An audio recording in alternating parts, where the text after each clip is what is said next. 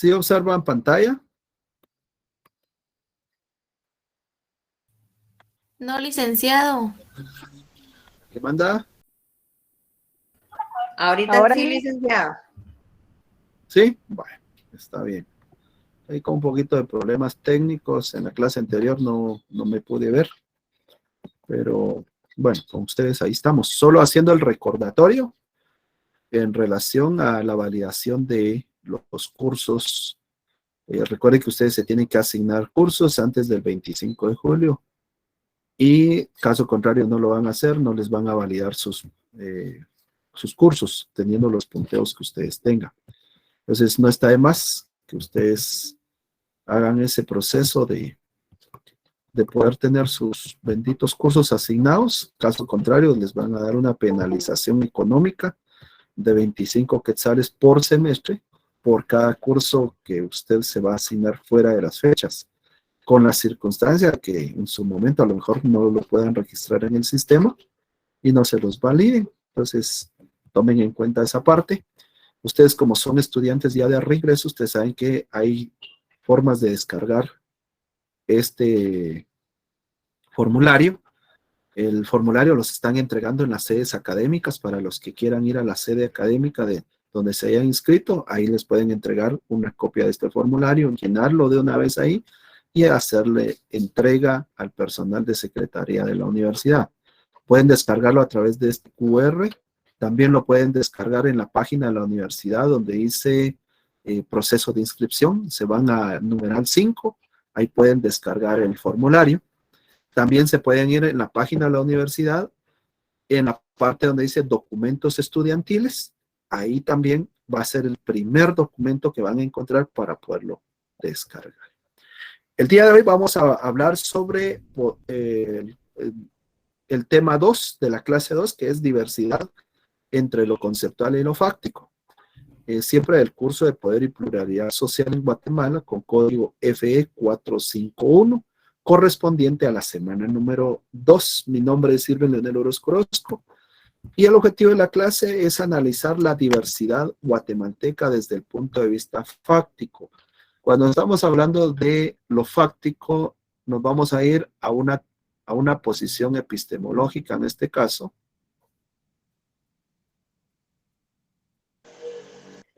Aquí nos vamos a ir a la parte del positivismo. Y el positivismo, como una corriente filosófica, son los estudios de investigación que estamos haciendo en la parte social.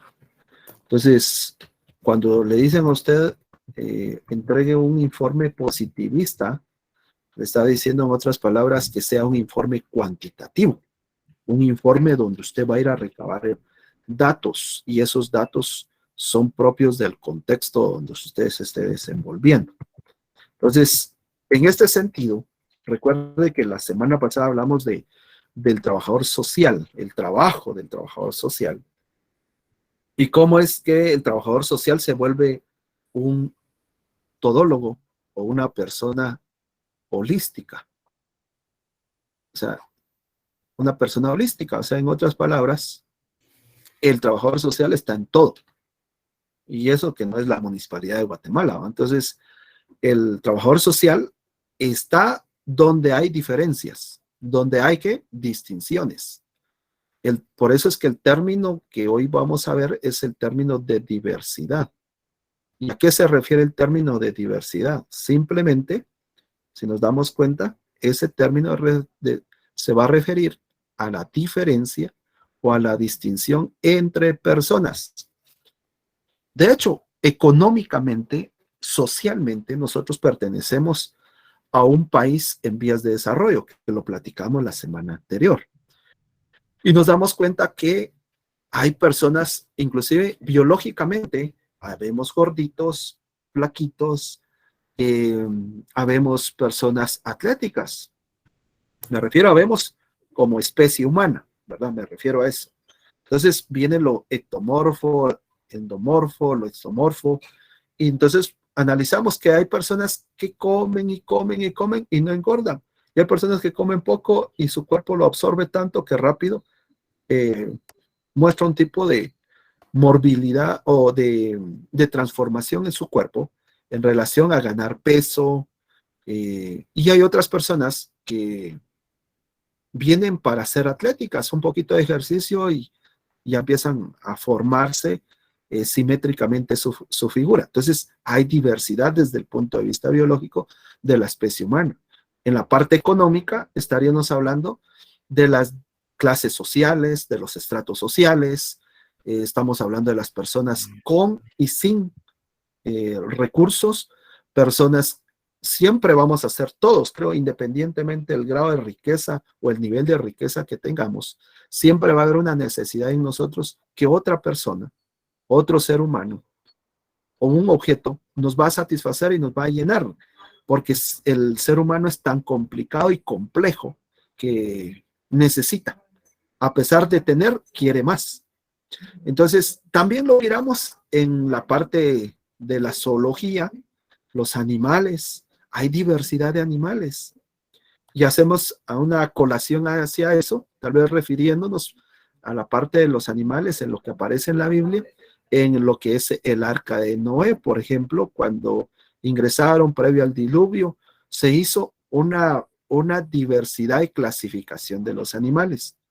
También hay de las cosas, ¿ya?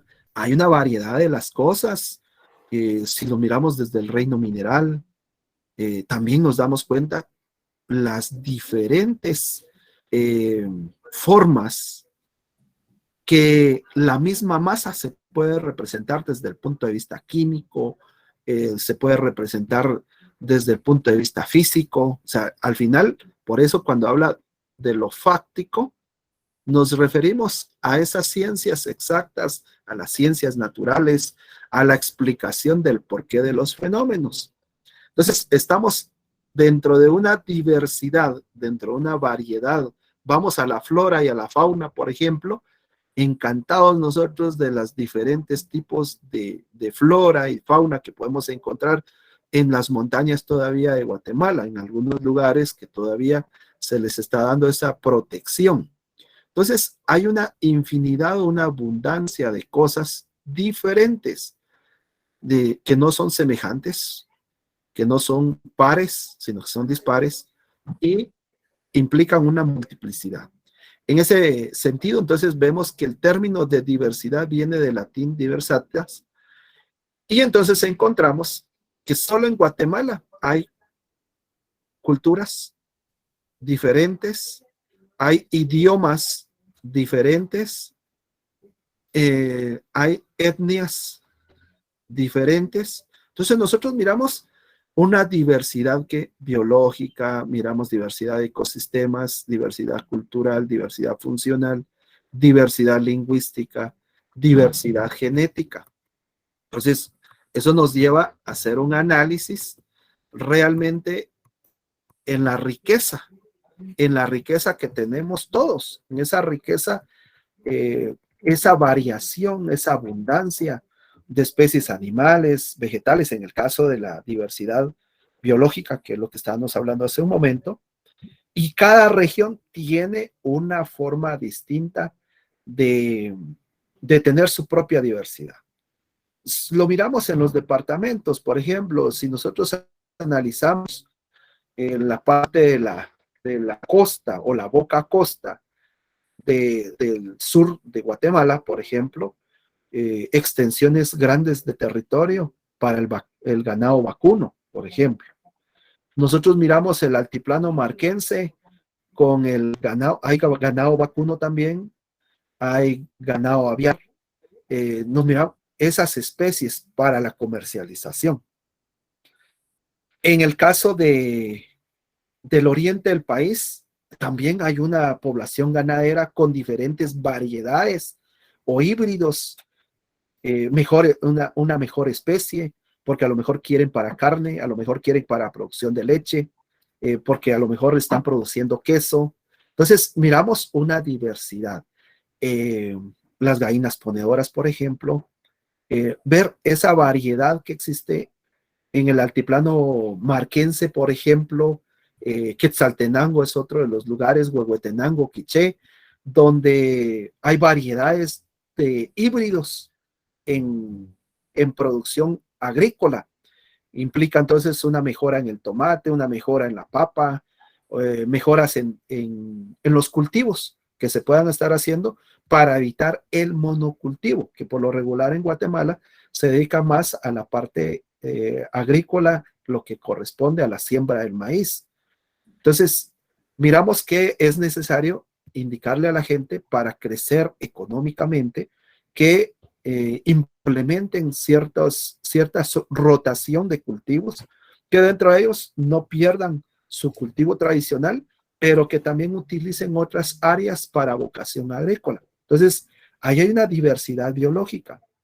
Hablemos de la parte de bosques, también existe una variedad y no todos los árboles se adaptan al tipo de clima en el cual se pueda estar dando estos bosques. No es lo mismo los manglares que están a las orillas del mar que los pinabetes o los pinos que están en la parte fría de Guatemala, ¿verdad? Entonces, vemos esa variación en la parte biológica, en la parte de la biodiversidad, en la parte de la diversidad de los ecosistemas. Entonces, vemos que prevalecen climas distintos. Hay microclimas, solo en los departamentos. Usted debería averiguar en su departamento cuántos microclimas hay.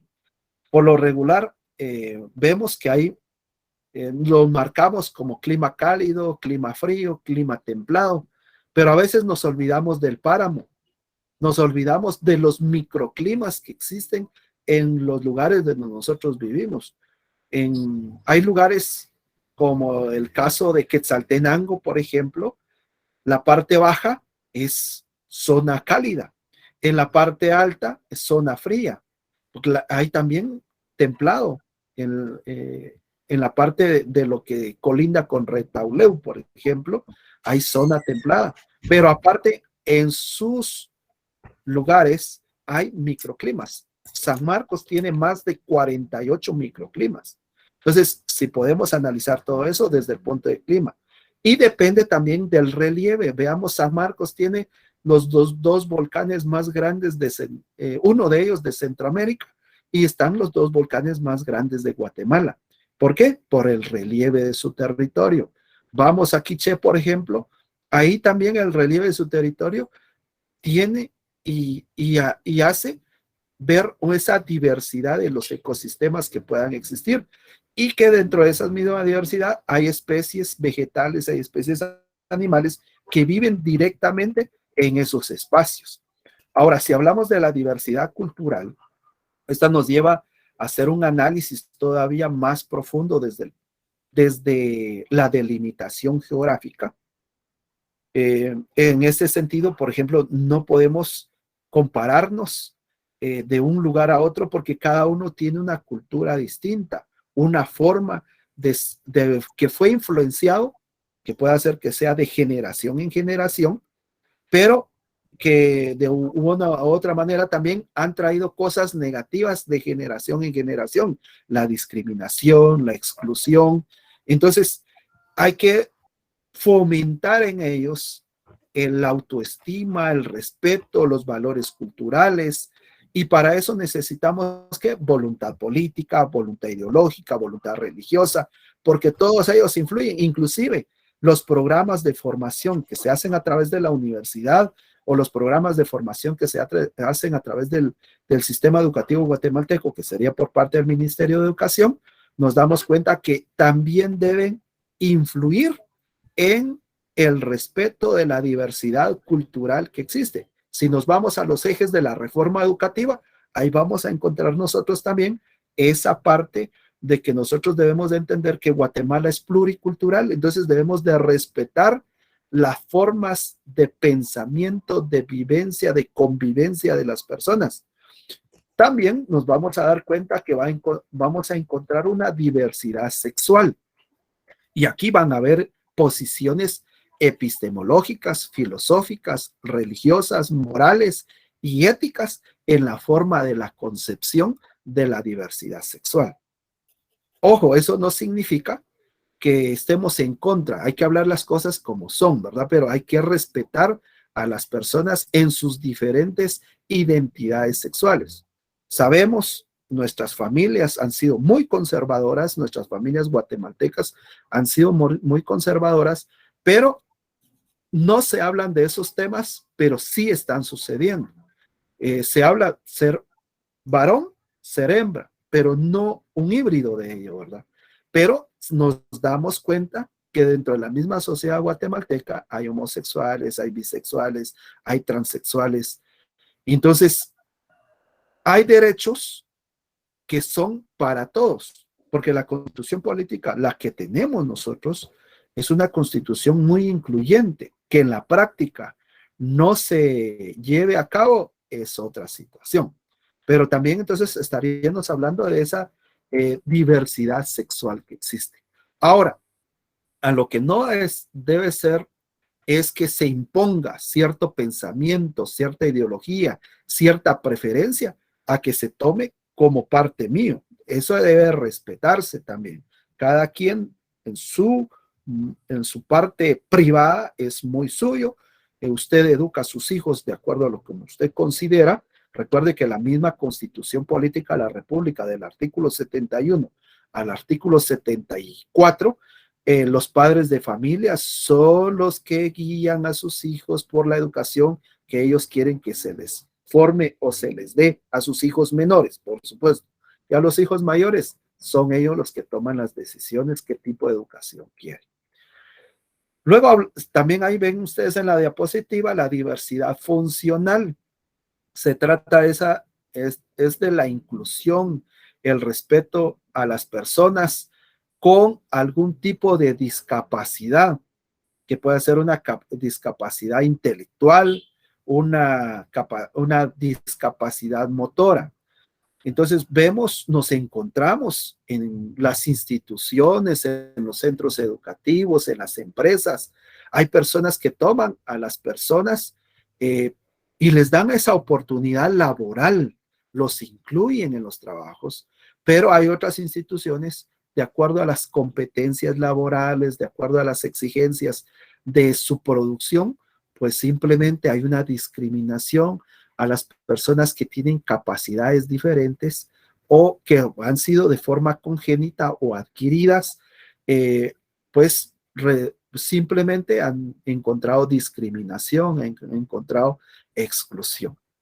Y en el caso de la diversidad lingüística, nos damos cuenta también la variedad de lenguas que están dentro de nuestro contexto guatemalteco, ¿ya? Pero si nos damos cuenta, hasta en el currículum nacional base, en la visión de nación, se está solicitando que se sepa la lengua materna, que es el L1, el segundo idioma nacional, que sería, en este caso, si no, en el caso del occidente de Guatemala, por ejemplo, estaríamos hablando de MAM, quiché, zipacapense, aguacateco, en el caso de Huehuetenango, y otros lugares ahí, estamos hablando de diversas lenguas.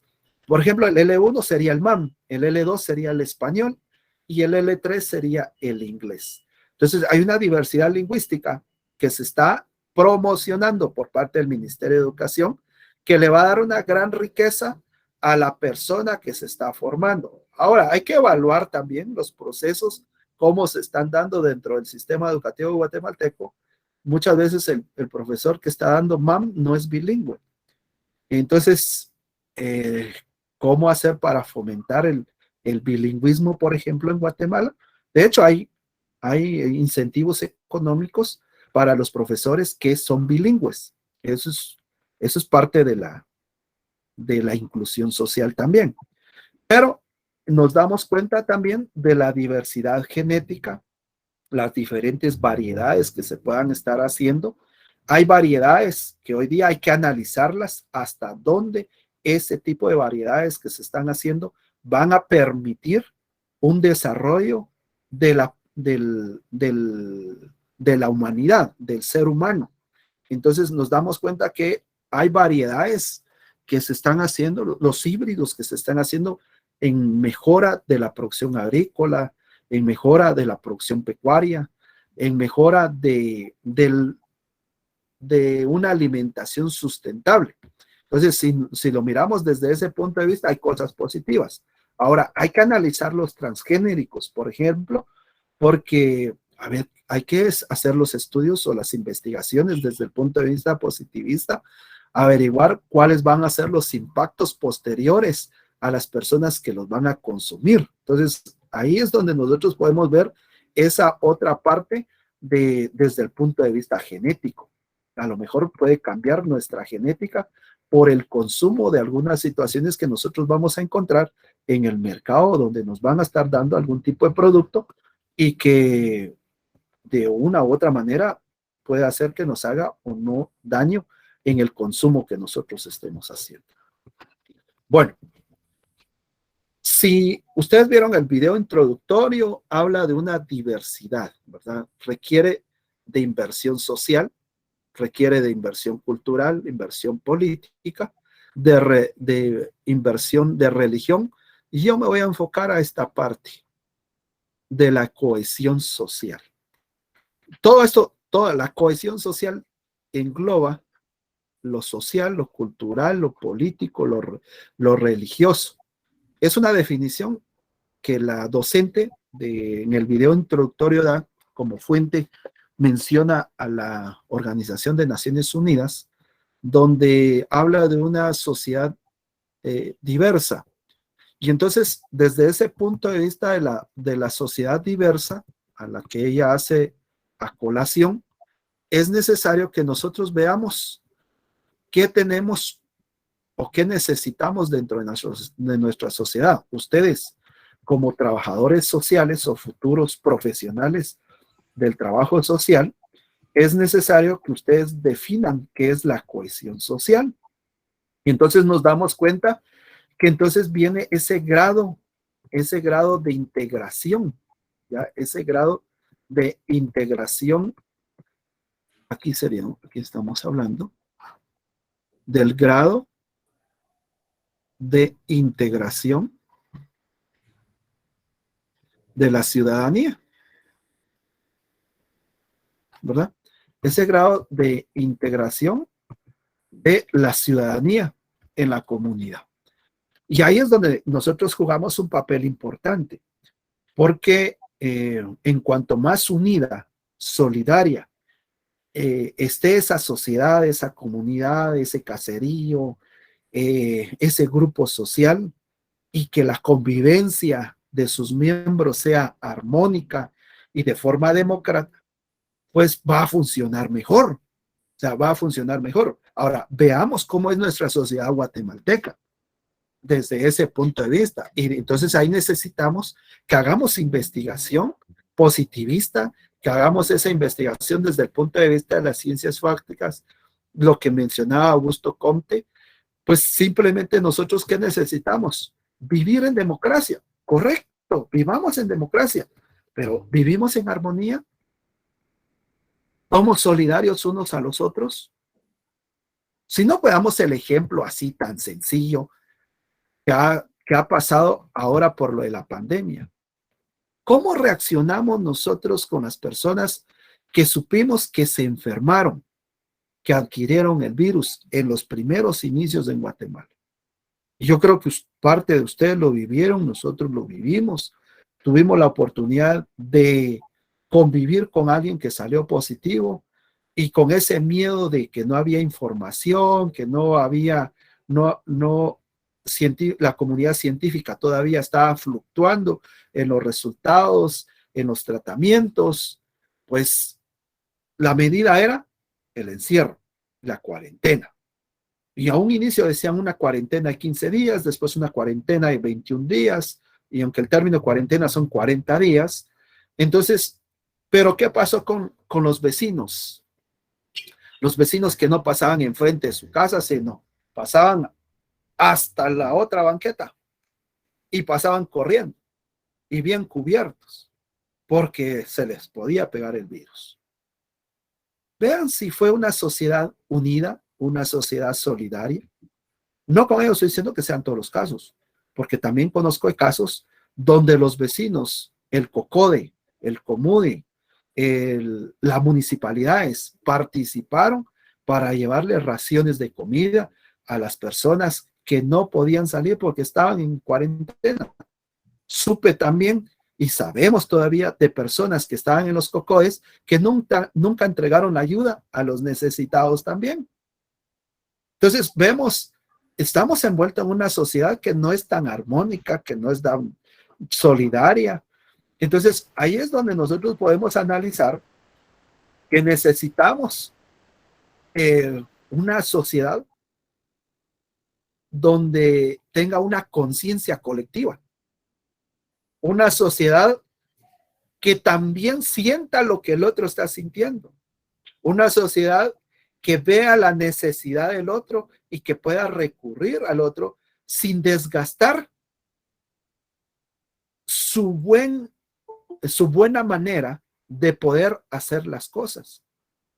Desde ese punto de vista, entonces, articular la cohesión social a esa conciencia colectiva. Si no, veamos nosotros los procesos de linchamiento, por ejemplo. ¿Qué sucede? La gente está cansada de que no hay justicia. Y viene alguien y dijo, secuestraron a fulano de tal, pero agarraron al secuestrador. La gente se encarga de dar justicia por propia mano, no creer en las instituciones por la justicia, pero no es esa conciencia colectiva la que nosotros necesitamos. Porque la conciencia colectiva sería la cultura de denuncia. Alguien de ustedes estará pensando, sí, la cultura de denuncia, pero atrás de eso, voy a perder la vida, me pueden amenazar, pueden matar a uno de mis familiares. O sea, veamos en la sociedad que estamos, una sociedad de violencia, una sociedad donde hay consecuencias de lo que no se ha hecho en casa, se está viviendo en la misma sociedad. Entonces, ¿eso es producto de qué? De familias desintegradas, porque es complejo. Al final la sociedad es muy compleja, porque hay también hogares con buenos valores, buena educación para sus hijos, y los hijos han tomado decisiones distintas. Entonces, al final, como que los padres estamos como que orientando a nuestros hijos a que tengan una buena vida, que hagan una vida bien, pero al final también debemos de respetar a nuestros hijos en la toma de decisiones. Ahora, ¿qué queremos nosotros realmente? ¿Qué queremos que los individuos tengan? Tengan valores, que respeten las normas sociales, que hayan nuevas relaciones entre los individuos, pero que permitan la solidaridad, que permitan la coordinación para hacer determinadas actividades en función de la misma sociedad desde el punto de vista de la cooperación. Entonces, si nosotros analizamos esta parte de la cohesión social desde esas perspectivas que estamos platicando en este momento, necesitamos entonces actitudes ciudadanas para la mejora continua y la mejor calidad de vida de cada uno de los ciudadanos. Eso significa entonces que nosotros debemos de fomentar la existencia de las buenas prácticas y las buenas relaciones sociales desde el punto de vista de ¿qué? De la igualdad, de la solidaridad, de la diversidad, que es lo que es el tema que estamos hablando el día de hoy. Entonces, ¿qué es lo que nosotros necesitamos?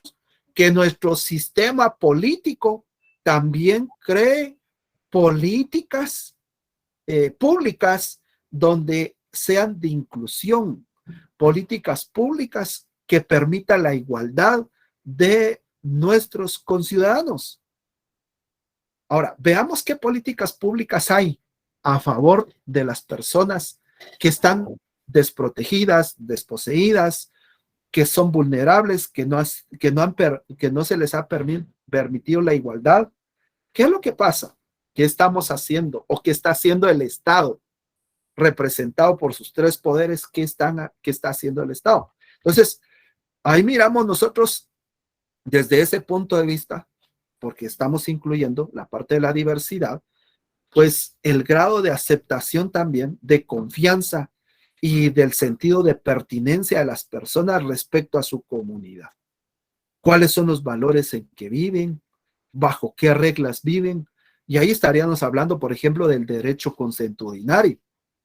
Hay comunidades en Guatemala que que aplican el derecho consuetudinario. Por ejemplo, los cantones en el Triángulo Shield, por ejemplo, donde ellos aplican antes de lo nuestro, aplican el derecho consuetudinario. Ellos tienen su forma de corregir o de hacer justicia dentro de ellos mismos. Vean qué pasa con las personas que los han agarrado robando, por ejemplo. Les hacen el castigo maya, que se ha vuelto popular en los medios de comunicación. Y hacen que pidan perdón, les dan de latigazos, los hacen comprometerse con la misma sociedad, que no van a reincidir en las prácticas malas que estaban haciendo. Entonces, hoy nos damos cuenta que es necesario que el Estado de Guatemala entonces garantice la participación de cada uno de los ciudadanos. Y de hecho, el trabajador social es como que el enlace para poder averiguar, es el agente de cambio dentro de ese beneficio que podría recibir la gente que ha sido no favorecida, la gente que ha estado en condiciones paupérrimas, en condiciones de pobreza, de extrema pobreza. ¿Por qué? Porque las condiciones sociales, económicas, políticas, culturales no han permitido fortalecer la democracia en esos lugares o en las mismas instituciones que son parte del Estado. Entonces, ahí es donde nosotros debemos de buscar esos espacios. De hecho, usted como trabajador social debe buscar las estrategias metodológicas que marquen la diferencia para velar por el acceso a los derechos, a una vida digna, al reconocimiento de la diversidad, la autonomía y el desarrollo de las personas que participen, que colaboren. ¿Hacia dónde? Al desarrollo económico, social de sus comunidades. Y ese es el papel del trabajador social, de la orientación, de la asesoría, del vínculo hacia el desarrollo económico social, sin tener algún tipo de polarización, sin que no esté uno bajo una bandera política, sino viéndolo desde el punto de vista del desarrollo de las comunidades, del desarrollo de los individuos desde las comunidades.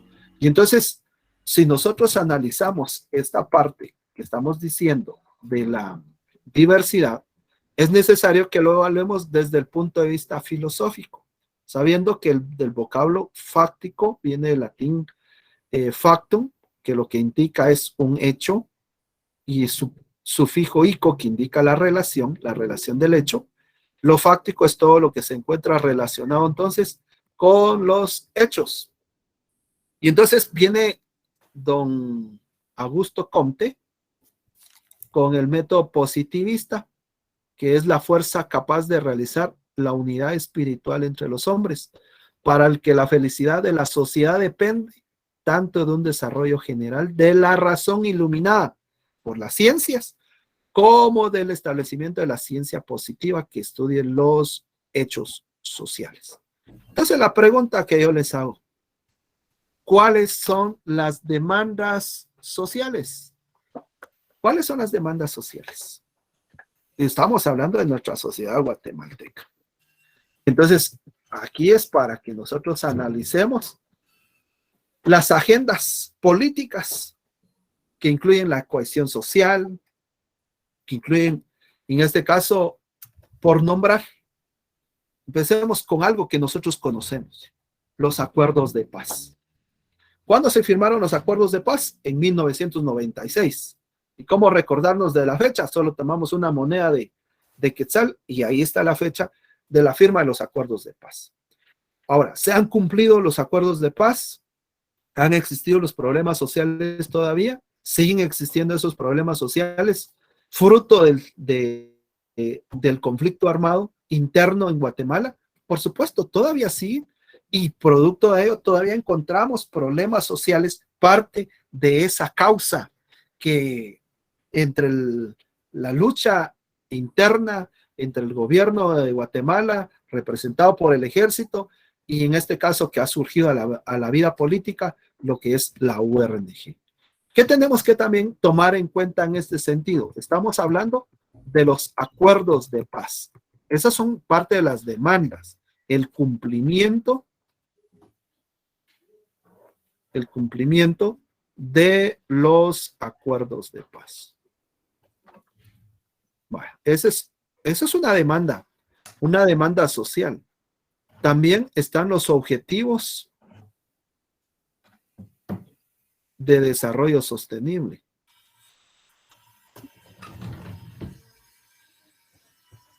¿Y a dónde apuntamos? A la Agenda 2030. Entonces, recuerden que esto es parte de lo que nosotros debemos de saber, ¿verdad? Los objetivos de desarrollo sostenible. Entonces, han pasado objetivos del Millennium, por ejemplo. ¿Se han cumplido? Pues no. Tendría que seguirse la Agenda Nacional Compartida, donde participaron los partidos políticos en Guatemala, haciéndonos referencia al año 2002 y al 2003.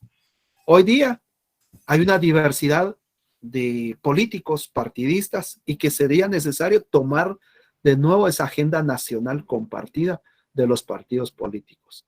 El caso de que nosotros podamos ver los del pacto fiscal, las agendas en ese sentido, hablar del pacto fiscal, el financiamiento del gasto social, el ver con el Ministerio de Finanzas Públicas lo de la inversión pública, el gasto público, la forma en que se va a invertir y que tiene que ver no solo con el Ministerio de Finanzas Públicas, tiene que ver con el Congreso, que recuerden que es el Congreso a través de los legisladores los que aprueban o desaprueban el presupuesto o hacen transferencias, ponen candados. O sea, al final tendríamos que ver cómo incrementar la eficiencia y la eficacia fiscal del Estado, por ejemplo, ¿verdad? Entonces, ¿qué necesitamos? Hay propuestas que necesitamos. Por ejemplo, crear la política integral de desarrollo rural, que sería una de las claves para mejorar las condiciones de vida de la gente que vive en el área rural. Veamos qué podría, otras demandas sociales. Estaríamos hablando de la creación de empleos comunitarios relacionados con los servicios sociales. Estaríamos hablando de la diversificación de las fuentes de ingresos en las áreas rurales, porque la gente solo vive del monocultivo. Entonces hay que sacarlos de eso, hay que enseñarles a diversificar sus productos, hay que buscar la inversión, hay que buscar asesoría técnica, hay que buscar asesoría legal, hay que buscar asesoría financiera y también las fuentes financieras, porque la gente podrá tener, ya técnicamente podrá estar preparado, pero si no hay fuentes de financiamiento, también no se puede hacer ese tipo de inversiones que lo van a sacar del status quo que vive y que no solo va a cubrir sus necesidades básicas, sino que va a tener derecho o acceso a otros niveles de vida. Entonces, esa diversificación de fuentes de ingresos de las áreas rurales sería otra. El apoyo integral al sector agropecuario campesino en Guatemala. ¿Se recuerdan ustedes que hubo un programa que se llamaba Mi Familia Produce, que lo hacía la SOCEP, por ejemplo, la Comisión Interinstitucional de Cohesión Social, y que fue ejecutado por la SOCEP en su momento? Esos enfoques al desarrollo de la familia, ¿verdad? Luego apareció Mi Familia Progresa, pero que también se tuvo como una evaluación si realmente llegaban los impactos hacia las personas o no. Las ayudas a la creación de las pequeñas empresas en las áreas rurales, los microcréditos, por ejemplo, la promoción, en este caso, en Guatemala existe mucho el empleo informal. Veamos, mucha gente vive en las calles vendiendo porque al final necesita tener dinero para sus propias necesidades, para comer. Ahora, ¿cómo promocionar la legalización del empleo informal? Y cómo competir con las microempresas y cómo competir con esas empresas internacionales que están en nuestro país. En la legalización de las micro y pequeñas empresas informales. El caso de revalorizar a los pensionistas del IX. Recuerden que ahí hay personas que están recibiendo muy pocas prestaciones económicamente. En el caso de la educación, por ejemplo, tendríamos que ir a la parte de la universalización de la educación primaria, en la ampliación de cobertura, el fomento de la escolarización para la población vulnerable, excluyente, más ahora por la pandemia, gente con la famosa brecha digital, que no tiene acceso ni a las redes sociales, ni a internet, ni mucho menos a un dispositivo electrónico. Entonces vemos también la necesidad de apertura de carreras en el ciclo diversificado, que al final no es obligación del Estado. El Estado solo promueve la cobertura de esos servicios educativos, pero no es obligación. La obligación del Estado está desde el nivel preprimario, primario y el ciclo básico. Ya el diversificado, el Estado solo lo promueve. Si hay gente altruista, pues va a buscar esos espacios para los estudios de educación a nivel del nivel medio en el ciclo diversificado. El hecho de la educación bilingüe intercultural, como estamos hablando de la diversidad, también el que se pueda tener la oportunidad de fortalecer la educación bilingüe intercultural en todos los niveles, no solo en el sistema educativo, sino en todo. Y en el caso de la salud, miremos nosotros la universalización de los servicios de la salud, la contratación de personal comunitario de la salud, la adecuación cultural de los servicios sanitarios, la seguridad alimentaria, estrategias para la reducción de la desnutrición crónica o de las enfermedades comunes. Ahora, como una política, han tomado lo del COVID, pues, pero eso es parte de la cobertura que tienen que tener los programas de salud. Existen demandas sociales de programas de alimentación escolar, de alimentación familiar. Existen ahora demandas también de vivienda. Ustedes no sé si se han dado cuenta, pero actualmente también hay un micrófono encendido. Actualmente hay demandas de vivienda y hay financiamiento que está dando el gobierno. Si ustedes lo han escuchado, hay para las personas que no tienen terreno, no tienen ni casa, pero que tienen ciertos ingresos, el Estado les va a dar un subsidio para poder tener sus casas. Entonces, esas son esas demandas sociales a las que hay que ir y hay que poner mucho empeño y apoyo político. Por cuestiones de tiempo, nos vamos a quedar aquí, pero sería bueno que hagamos una reflexión sobre las demandas sociales y cómo hacer que nosotros cumplamos ese trabajo y que seamos agentes de cambio en esos contextos donde a través de la misma diversidad lo que queremos es que exista igualdad, cooperación, solidaridad. Muchas gracias por la atención prestada. Dios me los bendiga. Continúen con su formación académica ya programada para esta semana. Muchas gracias y hasta pronto. Gracias, Liz. Bendiciones a cada uno de ustedes. Feliz fin de semana, Liz. Igualmente, bendiciones para ustedes también.